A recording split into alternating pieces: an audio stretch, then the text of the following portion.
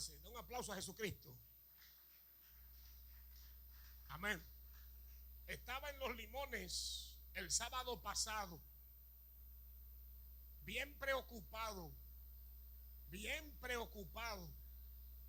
porque hasta ese momento no tenía el tema de fin de año, y eso para mí tiene tanta importancia que creo que si Dios no me da un tema de fin de año, entonces no sé sobre qué labor o sobre qué estructura voy a dirigir la iglesia ese año. Por 30 años eso ha pasado sin faltar, pero hasta el sábado no tenía un tema, así que estaba preocupado. Pero cuando el hermano Eddie terminó el mensaje y me entregó, y yo recibí la parte mientras exhortaba a la iglesia, el Espíritu Santo me trajo el tema de este año. Hermano, qué descanso, qué bendición, qué gloria para mí. Espero que lo sea para ustedes. Y el tema para esta ocasión es el año agradable del Señor. El año agradable del Señor. Ustedes saben que la Biblia, a Israel se le señalaron años de producción, año de cosecha, año de fiesta, año de avivamiento, año bueno, año malo. Y Israel se dirigía por temporadas.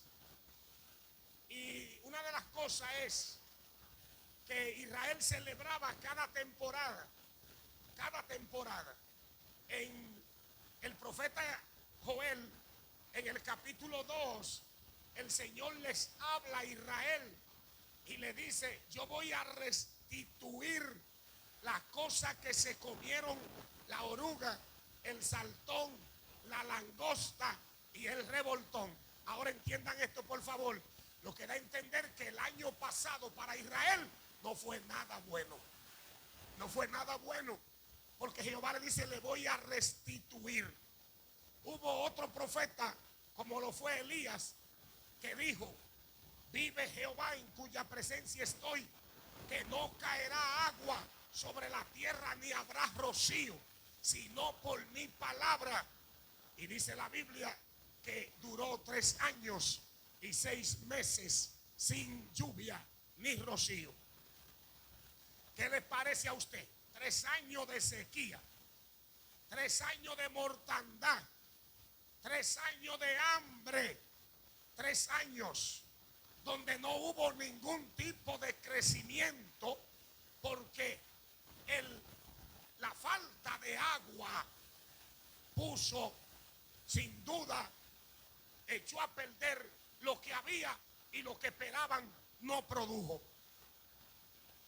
Sin embargo, debemos señalar que después de 3 años y 6 meses, Elías, Dios le habla y le dice: muéstrate acá, porque yo haré llover sobre la tierra.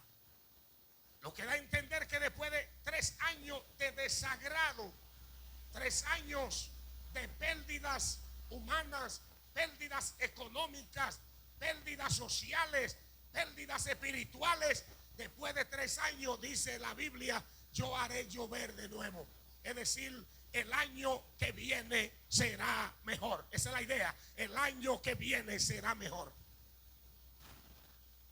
Cuando yo hablo del año agradable del Señor, debe ser tratado de diferentes ópticas. Número 1, ¿qué tipo de año es el que estamos terminando? ¿Qué tipo de año es el que estamos terminando? Debe haber una evaluación entre el año saliente, número 1, y número 2, entre lo que yo quiero para el próximo año. Pero más allá de lo que yo quiero, yo debo examinar qué es lo que Dios quiere para el año entrante. ¿Qué qué es lo que Dios desea, qué es lo que Dios anhela. Es decir, si se está hablando, toma en cuenta esto. Jesucristo mismo dice textualmente: yo vine a predicar, a predicar el año agradable. El año agradable. ¿Qué había pasado con los años pasados? ¿Qué había pasado? O sea, ¿cuál era la condición de los años pasados? Que Cristo dice que a diferencia de los demás, sería el año agradable.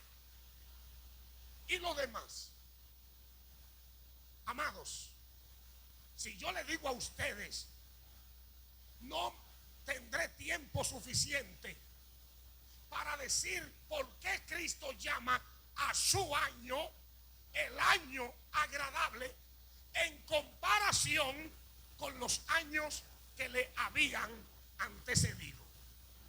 Santo Dios. ¿Sabe cómo eran los años que habían antecedido a Jesús? El último de los profetas del Antiguo Testamento, llamado Malaquías, había hablado hacían 400 años. Malaquías había hablado hacían 400 años, y en su revelación profética él habla de un día ardiente como un horno. Mire qué tipo de año habían vivido la gente 400 años antes, que Malaquías, cuando ve la decadencia, cuando ve la situación moral y social de su pueblo, dice: Jehová me revela que lo que viene es un día ardiente como un horno. O sea, la condición para el pueblo no era nada buena. Número dos, no solo Malaquías habla como el último profeta del Antiguo Testamento, sino que también esto cierra el canon profético. Entonces no había profecía ni buena ni mala, porque por ejemplo, mientras Malaquías está diciendo que viene un día ardiente, la cosa está bien, porque aunque el día sea ardiente, Jehová está hablando, y si Jehová está hablando, todavía hay esperanza. ¿Cuándo se le acaba la esperanza a un pueblo? Cuando Jehová deja de hablar. Y no estoy hablando del modo silencio en el que Jehová trabaja, sino en el que Jehová deja de hablar porque entiende que ese pueblo no merece que él siga hablando con él. El problema más grande aquí es que Jehová no habla. Ahora, ¿qué es lo que dice la Biblia en torno a esta realidad? Cuando falta la profecía, dice, el pueblo se desenfrena.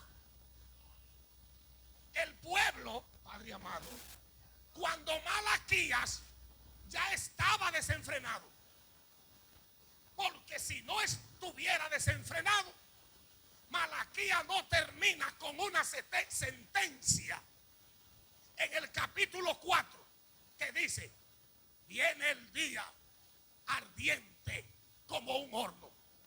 Hasta ese momento la condición del pueblo no era nada buena.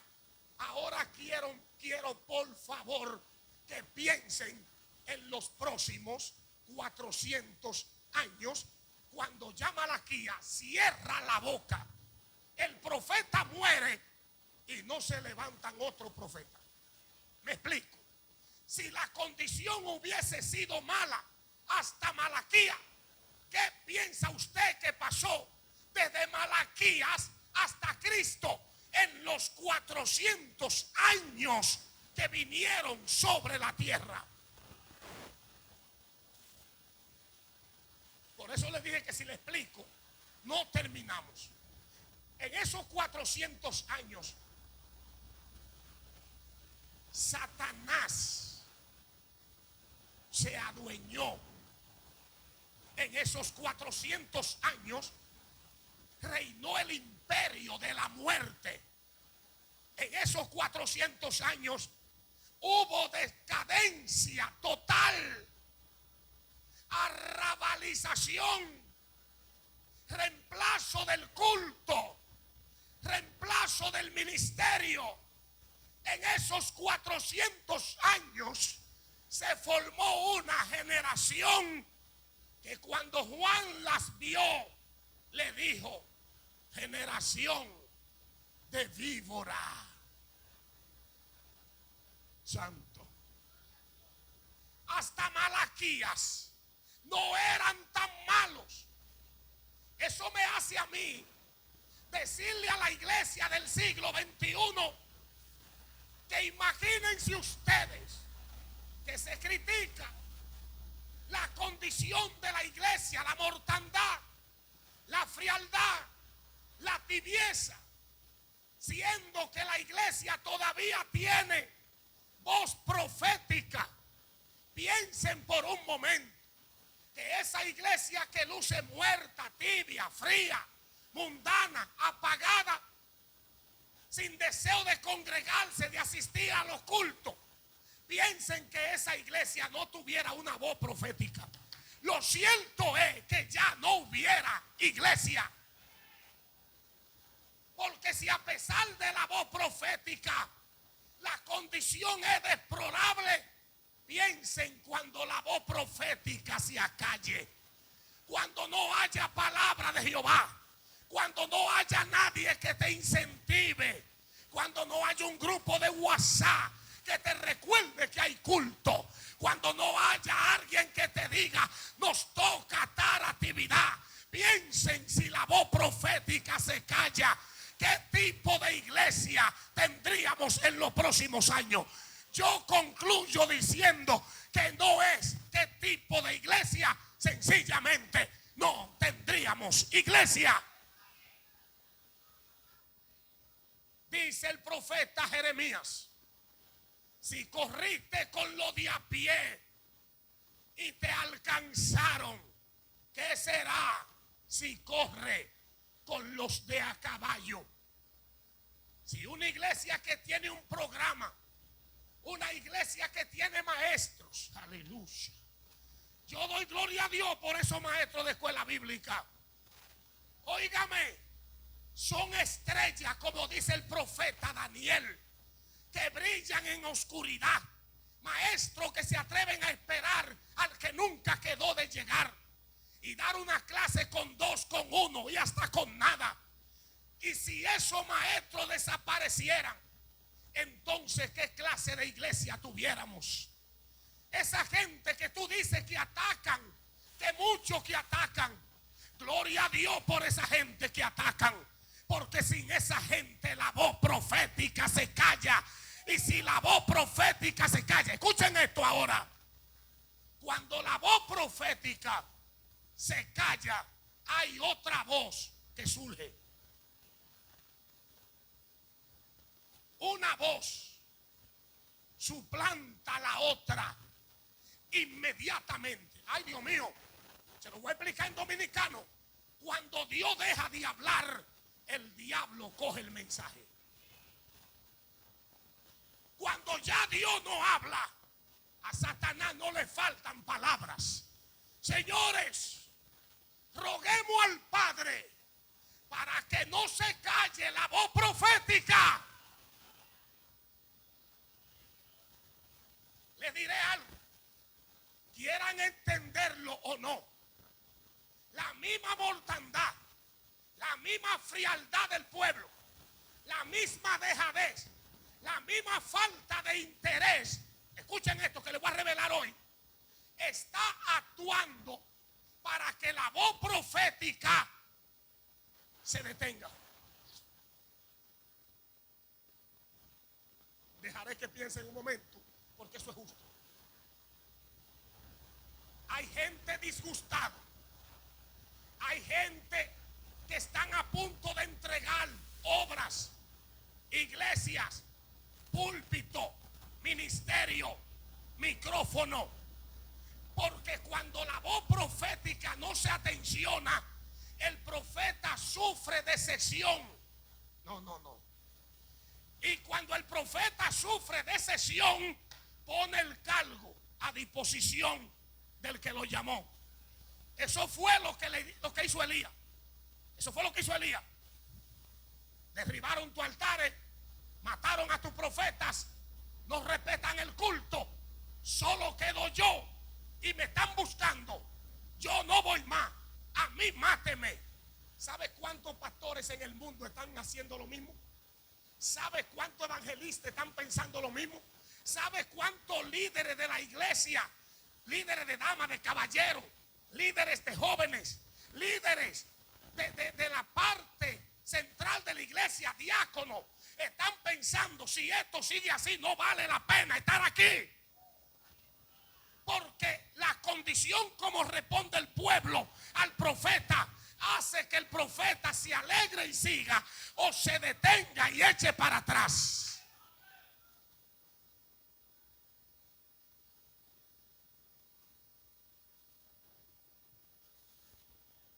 Es decir, escuchen esto por favor, que la situación misma de la iglesia no solo está en contra de la iglesia como miembros, sino en contra de la voz profética. La idea de todo esto, de la apatía, de la dejadez, de la gente que duerme en sueños, del cual no quieren despertar, con todo esto el diablo quiere, escuchen esto, eliminar lo último, la voz profética.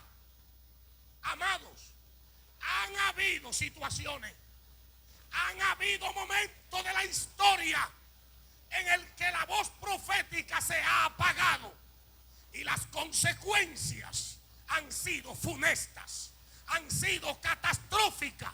Cada vez que en Israel se apagaba la voz profética, el tormento, el atropello, los martirios, la muerte, la sangre, el abuso era inminente.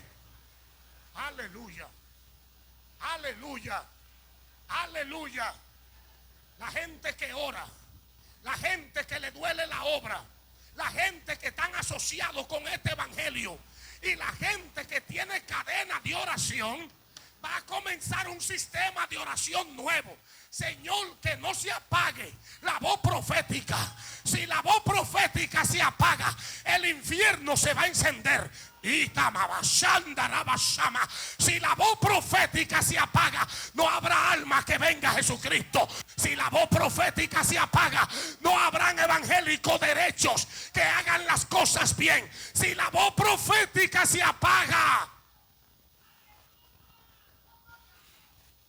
el abismo se apoderará de lo que se llama iglesia. Esto es muy delicado lo que le estoy predicando hoy. Satanás quiere apagar la voz profética. Se apagó Malaquías y trajo como resultado una generación tan mala que viendo a Cristo hacer milagro, lo llevaron a la cruz. Se apagó la voz profética de Malaquías y a Juan el Bautista lo decapitaron en la cárcel después de haber predicado. Se apagó la voz profética y el que menos corría volaba. Eran ponzoñas lo que habían en la tierra. Señores, clamemos. Iglesia, clamemos. Que no se apague, nunca se apague la voz profética. Oremos por nuestros predicadores. En serio. Oremos por la gente que Dios está levantando. Oremos por nuestros evangelistas. Por los pastores. Ore hasta 3 veces al día. No lo suelte. El enemigo está haciendo un trabajo aparentemente en el pueblo, en la cola, para tocar la cabeza. Imagínense cuando las cabezas están desalentadas, Imagínese cuando las cabezas están decepcionadas. Imagínese cuando la cabeza dice: no vale la pena bregar con esta gente. Imagínese cuando la cabeza diga: ya no puedo seguir aquí. Esta gente van a acabar conmigo y con mi familia. Son sanguijuelas, van a acabar con todo. Cuando la cabeza se decepcione y entre en depresión, la voz profética se habrá apagado.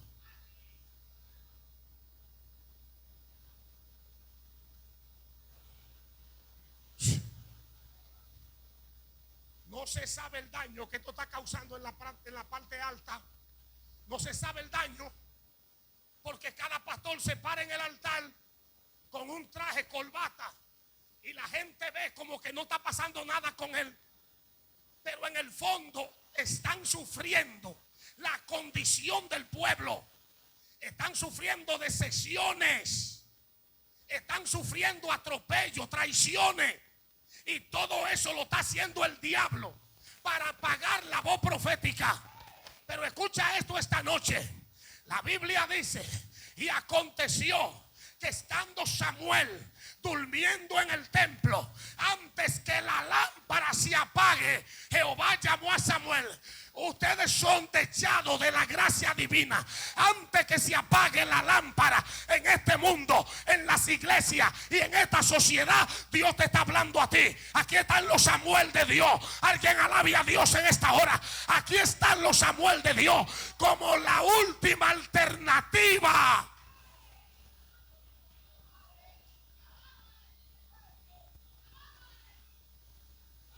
Dice Samuel: heme aquí, yo voy. Le dijo uno de los valientes a David: no salga más a la guerra, David. ¿Qué? No salga más a la guerra. ¿Y por qué? Porque si te matan, se apaga la luz, la lámpara en Israel. Ve, siempre se cuida el tronco. Mírame, siempre se cuida el tronco. Porque el tronco, en sentido figurado, es la luz. Si esa luz se apaga, entonces la esperanza se termina. ¿Cuánto alaban la gloria? Entonces Jesucristo viene a la tierra en medio de una situación de 400 años de un apagón. 400 años de un apagón profético. Ya la gente ni recordaba Malaquías. Mi alma te alaba, Jesús. Y cuando Él llega, que comienza su ministerio, Él soltó una palabra que yo quiero ser evaluada esta noche, porque es el alabar para esta prédica y para lo que nos resta del año que aún no ha comenzado. Él dice: yo vine a una cosa, vine a predicar el año agradable del Señor. Número uno, esto significa lo que pasó hace 400 años a Dios no le agradó. Quien reinó hace 400 años no es quien debió reinar. Las tinieblas que cubrieron la tierra. Siempre tengo que mencionar este versículo porque además de que se me atraviesen los mensajes, me encanta. Tierra de Zabulón, tierra de Neftalí, Galilea de los gentiles, al otro lado del Jordán, el pueblo sentado en tinieblas vio gran luz, y los que moraban en región de sombra de muerte, luz resplandeció sobre ellos. ¿Qué está diciendo el maestro? Dos cosas. Hace 400 años el único valle que se ha transitado es el valle de la muerte. Número dos, hace 400 años este pueblo no ha visto una pizca de luz. Ha estado en tiniebla. la obra satánica, demoníaca, han cubierto a este pueblo y está en plena tiniebla. Ahora, cuando Jesús dice, yo vine a predicar un año diferente, está hablando un año sin muerte, un año sin tiniebla, el año de la vida y el año de la luz.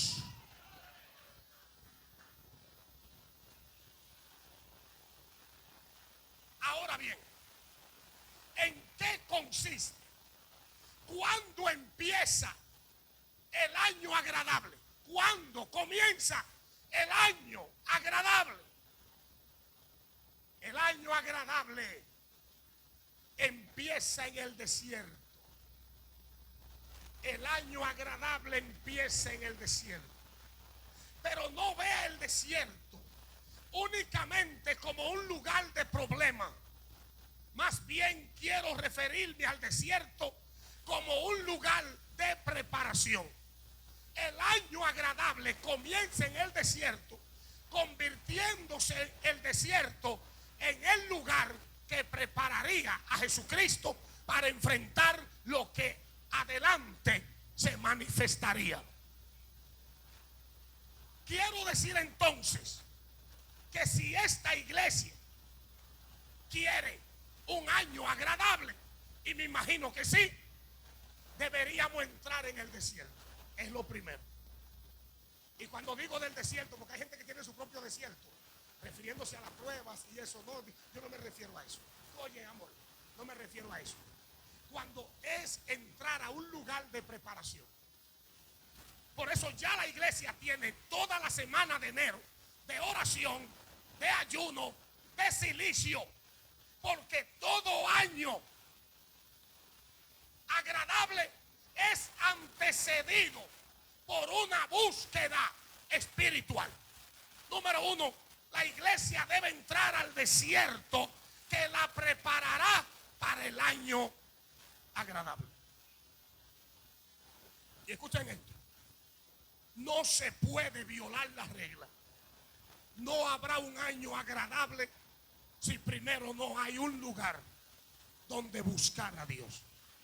Escucha, para que no te haga ilusiones, porque no quiero ilusionarte. Dije que fin de año, no, yo no vine a ilusionarte. Entra primero, así dice la Biblia. Entra a tus aposentos, pueblo mío. Entra hasta que pase el tiempo de la ira. Entra a un lugar. Jehová Dios en Jesús le dice a los discípulos, vayan al aposento alto y quédense allí. A Jesucristo, para comenzar el año agradable, lo impulsó el Espíritu al desierto. Cerrando este caso, le señalo lo siguiente de manera clara, diáfana, transparente. Tiene que haber una propuesta desde ahora.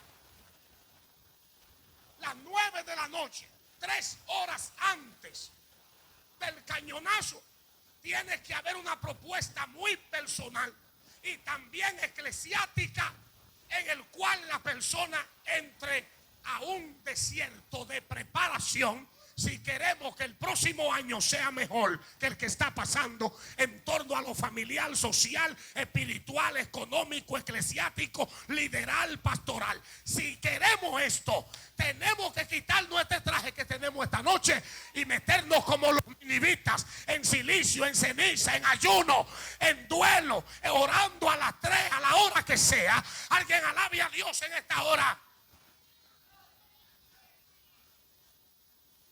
Número 2, el año agradable está después de la preparación con la presentación de lo único que puede cambiar al hombre, la presentación del evangelio. Jesucristo sube del desierto y dice, el tiempo se ha cumplido. Marcos capítulo 1 versos 16. El tiempo se ha cumplido y ahora sí, el reino de los cielos se ha acercado. Viene de la preparación. Ahora, la preparación no es para quedarse en las 4 paredes. Me preparo y entonces voy a decirle a la gente que el reino de los cielos está demasiado cerca. Alguien alabe a Dios en esta hora. Número 3. El año agradable no solo es preparación y predicación. Aquí esto se pone un poco más peligroso, porque el año agradable tiene que ver con la vía dolorosa. Aleluya. Eso significa, escuchen esto, estar dispuesto a sacrificarlo todo por amor a Dios y por amor a su obra y por amor a un pueblo que está en tinieblas y caminando por sombra de muerte. El año agradable también tiene que ver con la vía dolorosa. Si no está de acuerdo a sacrificar nada por Dios este año, el año que viene para ti será peor. Con sinceridad te lo digo. Porque el año agradable también tiene que ver con el sufrimiento, tiene que ver con el despojo, tiene que ver con la entrega, tiene que ver con no creerte ser igual a Dios, sino con despojarte de tu estatus, despojarte de tu condición de gloria y ir donde tenga que ir por amor a los demás. Alguien alabe a Dios en esta hora. 1, desierto. 2, proliferación del evangelio. 3, sacrificio. Tenemos gente, hermanos, que no quieren sacrificar nada. Solo pueden hacer algo, solo. Si no le afecta, si no le afecta el sueño, si no le afecta su viaje, si no le afecta su cama, si no le afecta su familia, si no le afecta su vehículo, si el clima no le afecta, si no le afecta la salud, ellos pueden hacer algo si no le afecta. No sé si alguien entiende lo que estoy diciendo, o tengo que predicarlo más claro. Si no le afecta, no, ese horario de culto choca con mi horario de estudio, yo no voy. No es que en esa hora yo estoy en tal parte, yo no voy. O sea, todos queremos que no nos afecte nada, y lo que no te afecta no es sacrificio. No es sacrificio. Necesitamos que la iglesia entienda la realidad del apóstol Pablo. Así que os ruego por la misericordia de Dios que presentéis vuestros cuerpos en sacrificio vivo, en sacrificio vivo.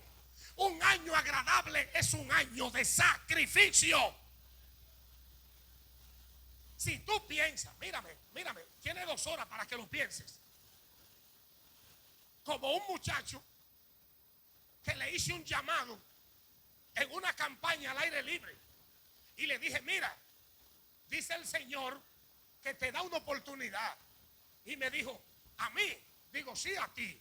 Me dijo, esa oportunidad désela a esos viejos que están ahí, que ya están por morirse. Cuando venía llegando a mi casa, del centro de la capital a mi casa, 35 minutos, me llamaron antes de desmontarme del vehículo y me dijeron que ese muchacho lo asesinaron a balazos antes de llegar a su casa. Yo salí para mi casa, él salió para su casa, de las mismas campañas. A él lo mataron antes de llegar a su casa. Él tenía 35 minutos para decidir qué hacer con su vida. Tú tienes 2 horas esta noche para decidir qué va a pasar contigo el próximo año. Alguien alabe a Dios en esta hora. Te estoy hablando en serio. Tú puedes tener un año peor que el que tuviste, o puedes tener uno mejor, convirtiéndose en el año agradable del Señor. A su nombre sea la gloria. Pero escuchen esto. Quien se prepara para ese año agradable eres tú. Desierto, proclamación y sacrificio. Hay que vencer el sueño. Hay que vencer los obstáculos. Señores, síganme por favor. Hay algo que se está comiendo la iglesia. Hay gente que no pueden ir a un culto por una rutina que tienen. Una rutina de TikTok, una rutina de WhatsApp, una rutina de serie. Netflix se lo está comiendo. TikTok se está comiendo la iglesia. hay dos cosas que están llevando a la iglesia al borde: los afanes y el entretenimiento. Se la están comiendo.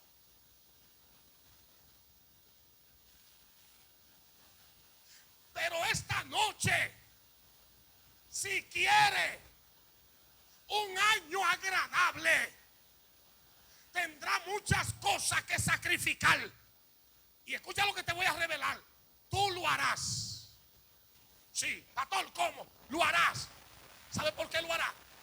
Porque tú has visto que el año peor para ti es el año en el que ha quitado la mirada de Dios y la ha puesto en otra cosa. Entonces, si esas cosas no han funcionado, tú lo harás. Esta noche tú te propones sacrificarte. Esta noche tú te propones entrar al desierto. Esta noche tú te propones, aleluya, acabar con las tinieblas que han gobernado tu vida.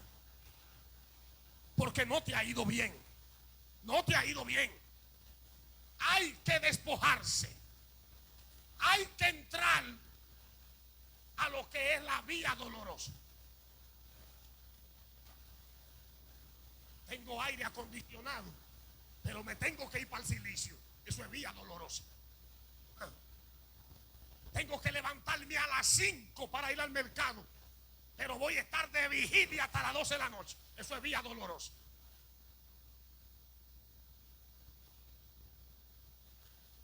Llegué a mi casa debajo de agua en un motorcito y llegué a las 7 de la noche. ¿Cómo voy al culto? En una ocasión le dijo un hermano a otro hermano de esta iglesia: ¿y cómo ustedes lo hacen? Porque yo cuando llego lo que me dé deseo de acostarme y de dormir. ¿Cómo que ustedes dicen que llegan de un trabajo y siguen derecho con un culto? No es que seguimos derecho, es la vía dolorosa, ministro.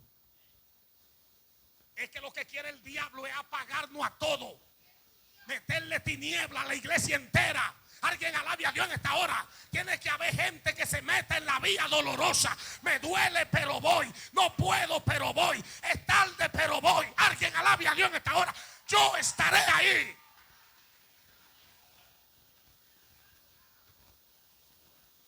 Sigamos el conteo.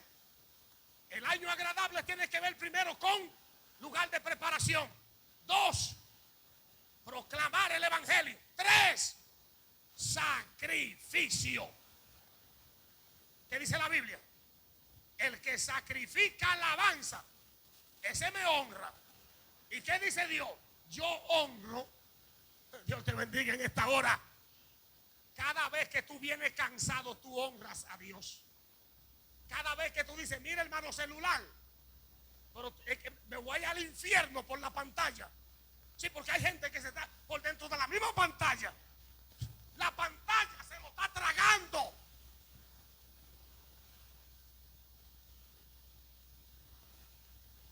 Y tú ves así que nada más te queda un chin de ojo afuera. Con el chin que te queda, dile que tú vas a entrar en la vía dolorosa. El entretenimiento. Si la iglesia se lleva del afán y el entretenimiento, señores, colapsamos. Literalmente. No puedo pasar por aquí a decir otra cosa. Si la iglesia no hace un stop, nadie tendrá tiempo para Dios, pero para nada. Entonces, sacrificio o vía dolorosa. Número 3, el año agradable conlleva calvario, crucifixión. Se lo repito, el año agradable también conlleva crucifixión. Hay que agarrar el trapo de carne ese y sacrificarla, crucificarla. Que la carne viva no funciona. Hay que crucificarla, porque si tú no la crucificas a ella, te agarra a ella a ti. Y no ve un año más. Te crucifica ella a ti. Entonces el año agradable, crucifixión. Número 5, el año agradable tiene que ver con muerte. Morir a los que a Dios no le agrada. Morir a los terrenales. Morir a los que no viene de arriba. Morir a tantas cosas malas que todavía divagan en nuestras mentes. Ahora, el año agradable tiene que ver con sepultura, pero también tiene que ver con resurrección. Tiene que ver con resurrección. El año agradable tiene que ver con algo nuevo. El año agradable tiene que ver con un nuevo nacimiento. El año agradable tiene que ver con comenzar de nuevo. El año agradable tiene que ver con que tú no puedes salir de aquí sin una propuesta especial. Alguien alabe a Dios en esta hora. Este año agradable tienes que ver con resurrección. Tiene que resucitar. Resucitar, levantarte del estado en el que está. Tiene que resucitar. Número 8, 9. El año agradable tiene que ver con ascensión. En ese mismo año Jesucristo, y no me refiero al año que leí en Lucas capítulo 4, para que no me malinterpreten, especialmente que estoy predicando para afuera y la gente piensa en ese mismo año él murió, en ese mismo año. No, yo estoy agregando cosas del año agradable que tienen que ver hasta sus 3 años de ministerio. ¿Cuánto alaban a Dios en esta hora? Entonces, la resurrección es parte del año agradable, pero también la ascensión. No solo va a resucitar, va a subir. No solo va a resucitar, va a escalar. No solo va a resucitar, te va a levantar por encima de todas las cosas y de todos los demonios que se opongan. No solo va a resucitar, el Padre te está esperando para colocarte en lugares de honor. No solo va a resucitar, te va a levantar sobre el diablo, sobre los demonios, sobre todo lo que nos ha hecho la guerra. Alguien alabe su nombre. A su nombre. El año agradable también es retorno. El mismo Cristo que se fue, ese mismo volverá. Él retornará. Él regresará. Ahora, el año agradable es retorno. En cuanto a la iglesia, significa volver a tu posición. Volver a tu posición.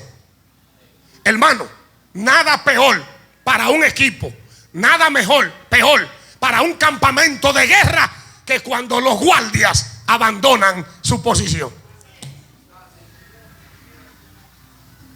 Piense por un momento que yo creo que tengo el varón en la puerta porque hay una amenaza y yo pongo un varón en esa puerta y pongo un varón en esta puerta y pongo un varón en esta puerta y pongo 3 hembras aquí atrás y yo digo no te preocupes, que para pasar por ahí primero hay que pasarle por encima a ese varón, y ese varón está armado y es peligroso.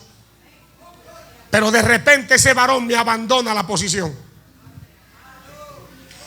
Cuando el varón abandona la posición, sencillamente es una brecha abierta para que el enemigo entre. Y le voy a decir algo importante y no se me vayan. Parece que mucha gente aquí ha abandonado la posición. Posición de oración, posición de intercesión, posición de estar pendiente, posición de vigilancia, posición de cuidar la doctrina, posición de cambiar la santidad, posición de hacer que los cultos se prendan en candela, posición de adoración, posición de gloria. Hay gente que ha abandonado la posición. ¿Qué es lo que pasa cuando la posición se abandona? Que el enemigo entra exactamente por la puerta que tú abandonaste. Y aunque tú no sepas de qué se trata, pero tú sientes que hay un espacio que no está siendo ocupado, no está siendo lleno. Entonces, el retorno de Cristo habla de la posición que tú tienes que asumir. El año agradable tiene que ver con retorno. Con retorno. Es decir, escúchame por favor, vuelve a tomar tu lugar de combate. Vuelve a tomar la puerta que te pusieron a cuidar. Vuelve a tomarlo. Escucha esto. El Señor le dice a la iglesia en Apocalipsis capítulo 2, a la iglesia de Éfeso: pero tengo contra ti que has dejado tu primer amor. Cambiaste de posición. retorna a tu posición. El año agradable tiene que ver con hacer que todo retorne a la posición, que todos se ocupen en lo que tienen que ocuparse, que cada uno vea como prioridad el crecimiento de la obra de Dios y se lance no solo a hablarlo, sino a hacer lo posible para que esto sea una realidad. A su nombre. Ahora escuche esto. Hay diferencia entre un año y otro. El año pasado no fue tan bueno, es lo que está diciendo Jesús. El año pasado no fue tan bueno, pero yo vengo a predicar otro año. Santo Dios.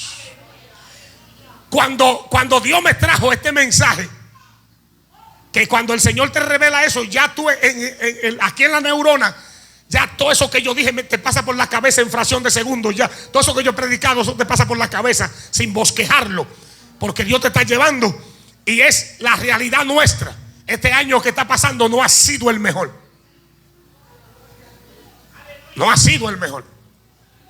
Sin embargo, Dios nos regala un año más para que este año 2026 se convierta en el año agradable del Señor. Ahorita yo voy a hacer un llamado a ver con quiénes cuento para el desierto, para la proliferación del evangelio, para enfrentar la vía dolorosa, para retornar a su posición y hacer que este año 2026 se convierta en el año agradable. Y a mí me llama mucho la atención que es que si este es el agradable, el que pasó no le agradó mucho. Y yo digo, no le agradó mucho, y con nada Dios me da dentro de la boca y me saca 15 o 20 dientes, porque yo estoy tratando de arreglar las cosas, de que parece que a Dios no le agradó mucho. No le agradó. Él quiere un año mejor. Él quiere un año de unción, de poder, de crecimiento, de gloria, de rompimiento. Y para que ese año se lleve a cabo, Él necesita la iglesia. El año de la buena voluntad de Dios, el año agradable, no se llevó a cabo hasta que Jesucristo dijo: heme aquí, envíame a mí, vengo para hacer tu voluntad. Alguien alabe a Dios en esta hora. Si la iglesia asume este mensaje, el año que viene se escribirá otro capítulo. De no asumirlo, tal vez haya que subirse aquí el próximo año a decir generación de víbora. El pueblo sentado en tinieblas, entre otras malas palabras que dice la Biblia. Pero si asumimos y desde hoy, yo quiero que entiendan esto. Cuando Jesús lee en la sinagoga, Él dice algo, y yo espero, hace 2 años atrás hice algo similar, pero yo espero que al salir de aquí nosotros hayamos hecho tan nuestro este mensaje que podamos decir, como dijo Jesús: hoy se ha cumplido esta palabra. Hoy. Quiero que observen alguna cosa. A Jesús nada más se le dio para que lea. Jesús parece que era buen lector. Y usted sabe que la bendición del que lee bien es que cuando lee, tú sientes como si te esté explicando lo que lee. Porque el que lee correctamente pareciera que está predicando y es leyendo. Bien, entonces parece que Jesús leía bien. ¿Y tú sabes lo que hizo Jesús? Cuando terminó de leer, que esa era su oportunidad, lea la Biblia. ¿Qué dice? Cerró el rollo y se sentó. O sea, yo cumplí con mi oportunidad. Era leer y leí. Ahí está el rollo. Pero dice la Biblia algo que bien se acopla a esta iglesia. Dice: pero los ojos de todos estaban sobre él. Usted sabe que hay cosas que nosotros vamos a tener que hacerlas aunque sea por vergüenza. Porque los ojos de todos están sobre nosotros. Esto es serio. Esto es serio. Y los ojos de todos saben lo que está pasando. Y los ojos de todos saben lo que fuimos antes. Y los ojos de todos saben cómo estamos ahora. Se me fue la mitad de la gente esta noche. Dios mío. Hay gente que lo disimula y no dice nada, pero los ojos de todos estaban ahí. Cuando Jesucristo ve los ojos de todos encima de él, él no piensa hablar, pero como los ojos de todos estaban sobre él, entonces él dijo: hoy se ha cumplido esta palabra. Frente a lo que ustedes esperan, frente a la expectativa que ustedes esperan de esta iglesia, hoy nosotros nos levantamos. Alguien alabe a Dios en esta hora. Hoy se cumple esta palabra. El año que viene será el año de la buena voluntad de Dios, el año agradable. Porque hay una nube de testigos que no se está vigilando. Testigos físicos y testigos espirituales. Satanás debe sentir los mismos corrientazos que sentía antes cuando pasaba por ahí. Debe sentir la misma llamarada y la misma candela. No es justo que pase por ahí y diga: pero no es lo mismo, pero yo no lo veo igual. Los ojos del infierno están sobre nosotros. Los ojos de los ángeles están sobre nosotros. Los ojos del cielo están sobre nosotros. Los ojos del infierno, los ojos de los humanos están sobre nosotros, esperando una respuesta. Alguien alabe a Dios en esta hora. ¿Y cuál será entonces la respuesta?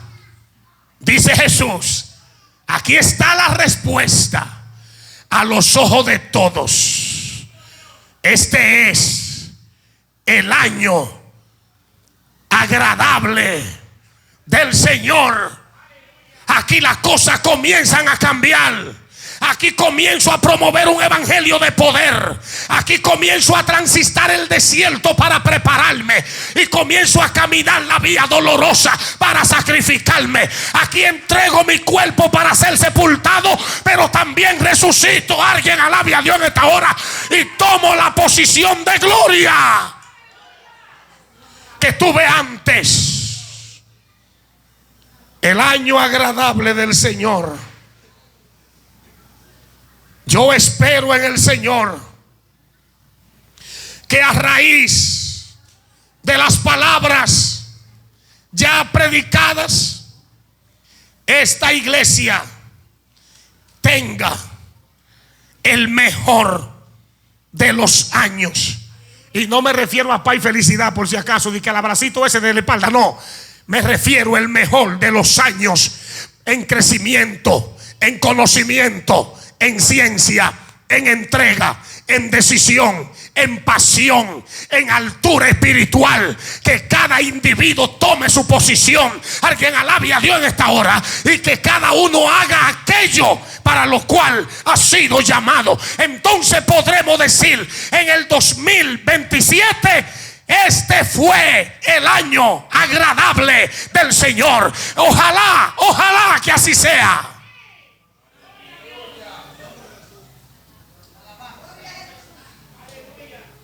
Quiera Dios y yo no suba a este púlpito a tirar piedras al aire.